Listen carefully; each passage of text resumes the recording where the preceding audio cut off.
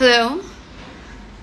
Hi everyone, I'm Pooja Sarkar from Forbes India, and we are going to talk to Mr. Ronan Banerjee from PwC, who is an expert on economy.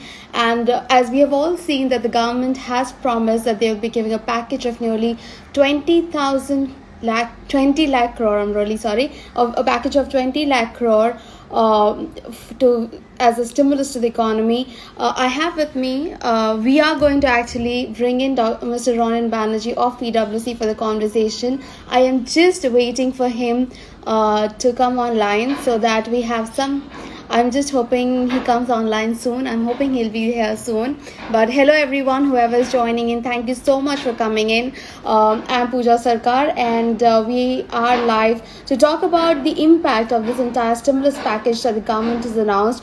Obviously, in the first set, we are going to talk about what happened yesterday when the finance minister came and gave a package around 6 lakh crore rupees. I'm still waiting. Let's see. No, 1 second. Okay, this the okay. I have got a lot of requests, of which there is Ronan. Let me just try and add him. Okay, fine, got him.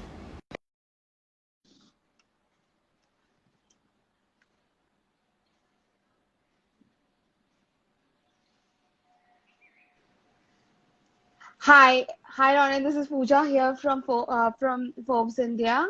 Hi, Pooja.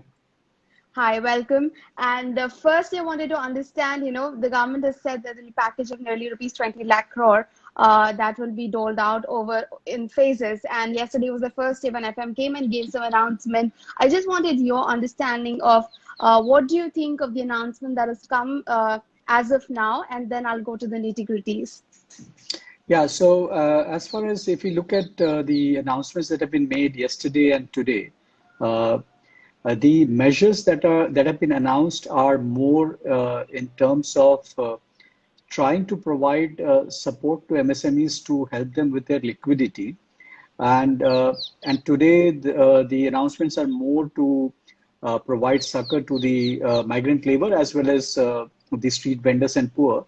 But majority of these interventions that have been announced are more geared towards providing liquidity and providing credit for running their businesses. That has been the thrust.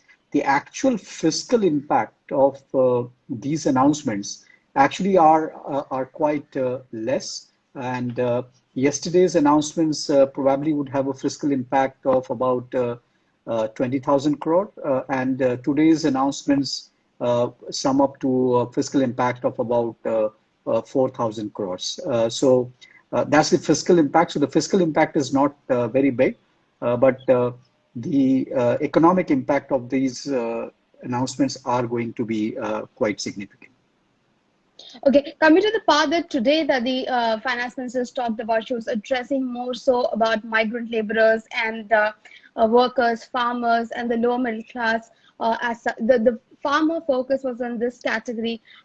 What do you think about today's announcements? A lot of them, for example, the Campa was actually in this on the line, and then she also talked about one nation, one ration, which was supposed to go live anyway in June this year, which will now happen through March 21.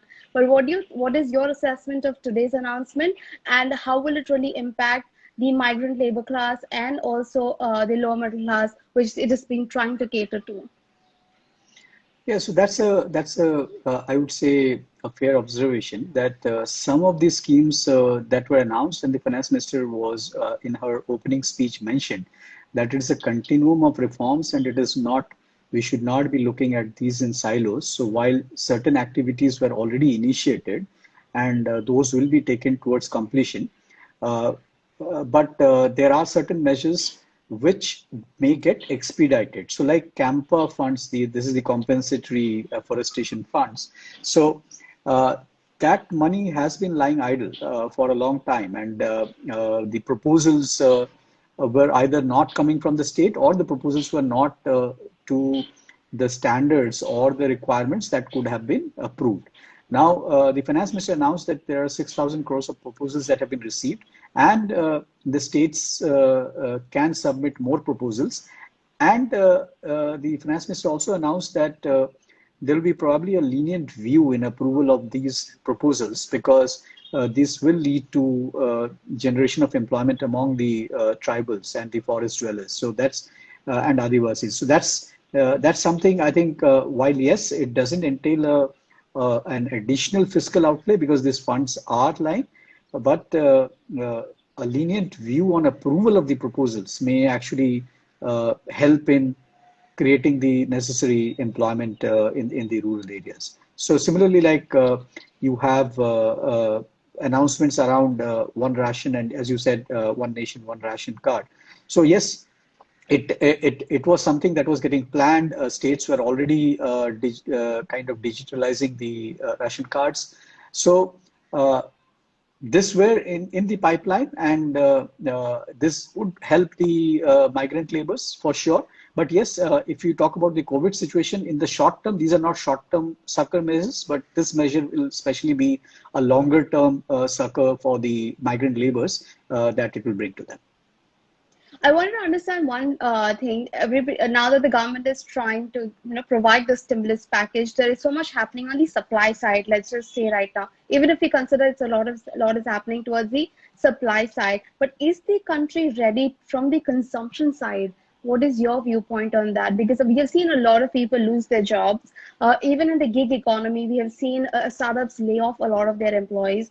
A lot of people are going through salary cuts. It's a very common word these days. So is the consumption ecosystem ready to, take on the supply? So that's very important. And I think, see, demand has to be ahead of supply rather than supply pushing demand. And in the current situation, the demand is low. So I'll take example of one of the measures announced today is the interest subvention for the for the lower middle class for affordable housing. Now, in this situation, when the sentiment is very negative and people are a bit scared and are postponing consumption, now in the next 10 months or so, what will be the appetite amongst these class, even if they have not lost their jobs, even those who are continuing to have their jobs, what will be the appetite in them to go ahead and go for construction of newer homes or expansion of their own properties? Means that is something which the uptake of that particular measure would be quite challenging. So that is one. Two is again, a lot of credit measures have been announced. And many of them announced today are not guaranteed.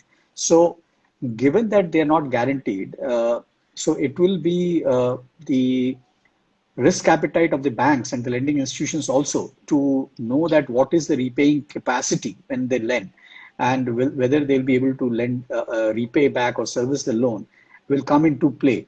And that will also limit the loan approvals by the financial institutions. So that will also come into play because there is their balance sheets are already stressed, and any further lending in this scenario without sufficient conviction that it will be serviced will be difficult. So yes, it's a challenging situation where the demand is weak and we are trying to get credit, and the unguaranteed credit is something which is going to be difficult. Like yesterday, the 3 lakh crore of guaranteed credit that was announced is a measure that the MSMEs will pick up and take up.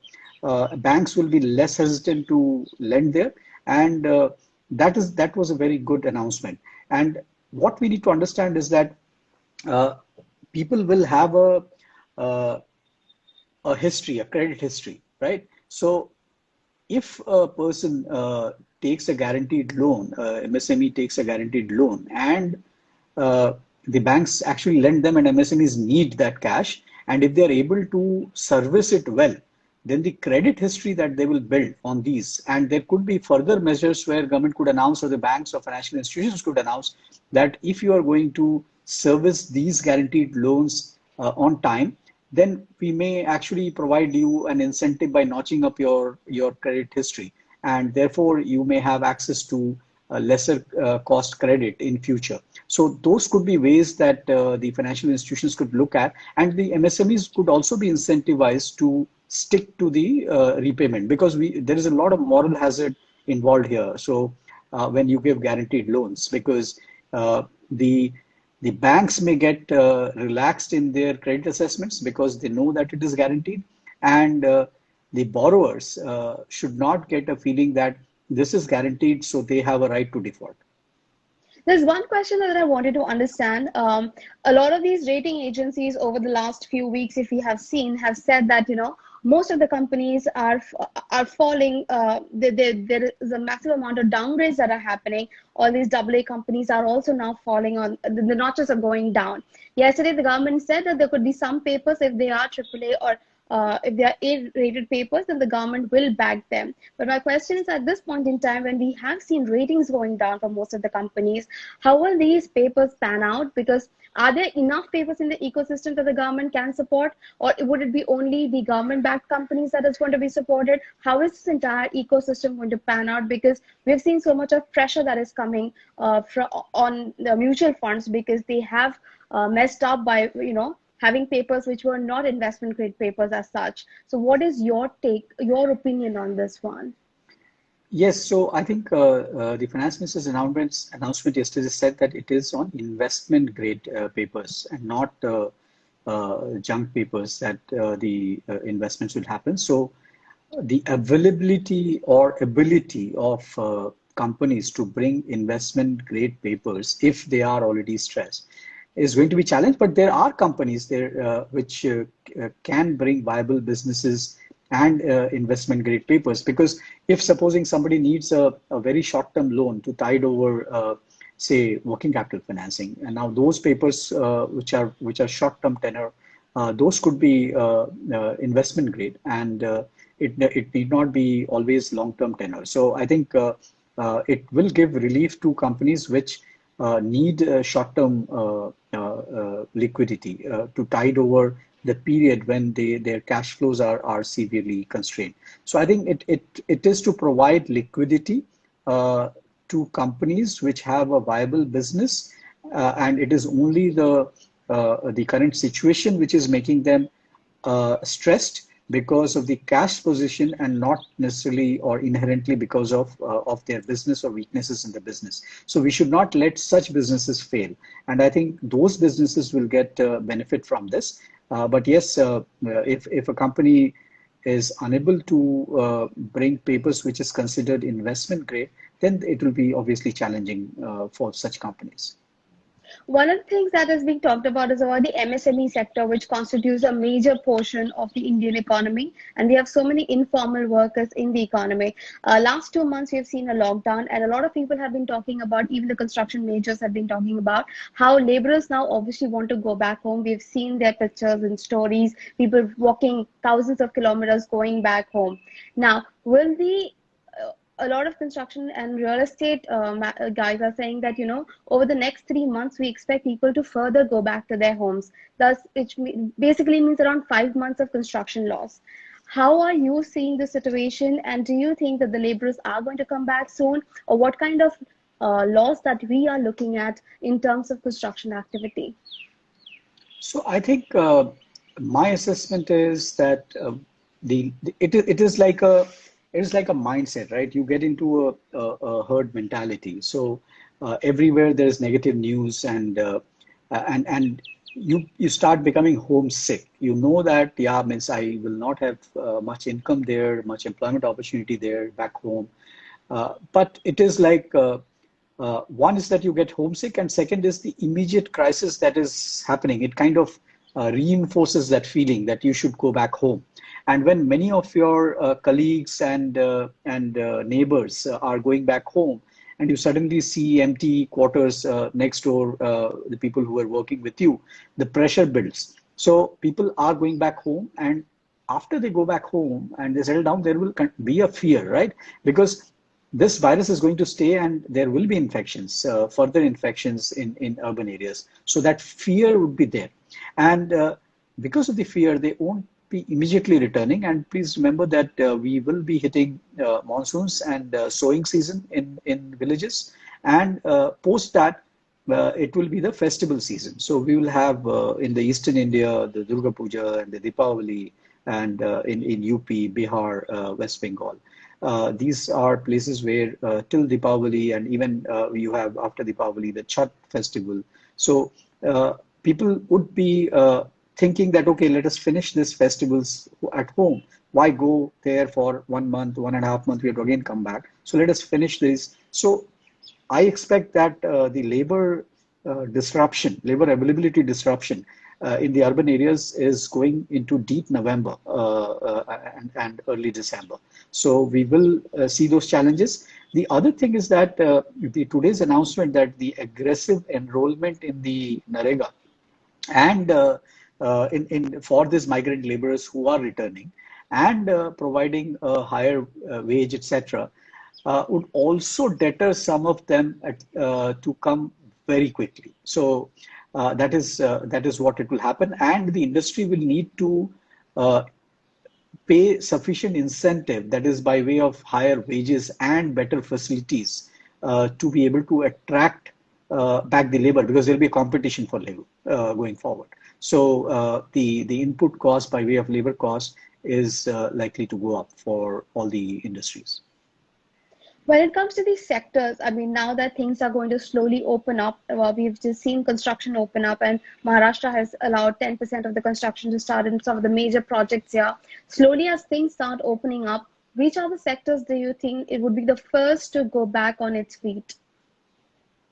So see, the thing is that the challenge is when we say one sector opening up and the other not. See, one sector, any sector is not isolated, because every sector has a forward and a backward linkage.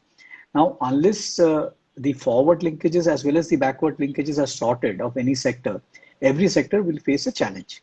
But clearly, what could be started is that the construction projects which are in their initial stages, where you can do a lot of work with machinery. That is, you have to do heavy earth movement, digging, etc. So where a lot of machinery can be deployed, those are the areas or those are the projects which can move faster and you can start. But the areas where you need skilled labor, like if a project is 80% complete and you want to take it to the 100%, in those projects, you will need skilled labor. And the skilled labor availability will be a big challenge. And those projects will find it difficult to reach completion. So that's something that will happen. But clearly, I think FMCG is something that will continue because people, the basic needs that people would still need in both urban areas and when people go back to rural areas. And if the NAREGA wages and disbursements happen and the work allocation happens, then there will be some rural demand also from that. And given the Rabi harvest has happened and if the mandis are opened up and if the rural area income goes up because of them, the farmers being able to dispose of the crops. So that could also give some bit of rural demand. So I think the FMCG sector, you'll see more. One other sector, what I have a feeling that while people are saying that the auto sector is going to be impacted and impacted badly, there is a contrarian view also. So, and one contrarian view is that public transport, people will feel unsafe taking public transport, right? So when you don't want to take public transport, which you feel unsafe and fear of infection, then would people start buying two-wheelers more so that they go by two-wheelers themselves? Or even cars that should people start thinking that I won't travel by a Uber because I don't know who traveled in that before me. So will there be hesitation? So there could be a situation where actually once the sentiment improves a little, and if people have to go to work, then they may and if they have the job security that it is not going to be lost, that sense is there, then people may actually this may be a negative trend that may happen where people may switch from public to private in the short term because of the fear factor. So that's an aspect that we need to keep into consideration. Before I let you go, the last question would be, which is what started the first conversation with, about the fiscal deficit. Now, it is one topic that we all love talking about. Last year, we saw that fiscal deficit, the government, it came around 3.3. This year, it is around 3.8. It is widening, and there are some numbers floating around at 6%. Now, what is your assessment of the same? Should we be sticking at the fact that, look, our fiscal deficit is widening, but at this moment, there is no other way? Or how do you see things panning out? Yeah, so I think we should be, while the budgeted fiscal deficit of 3.5% is clearly not achievable, means I don't think anyone is now saying that that is achievable, and the deficits are going to be higher, and we need that money additional spent by the government in such a situation to help the poor and also prop up demand so that the economy comes back on its feet.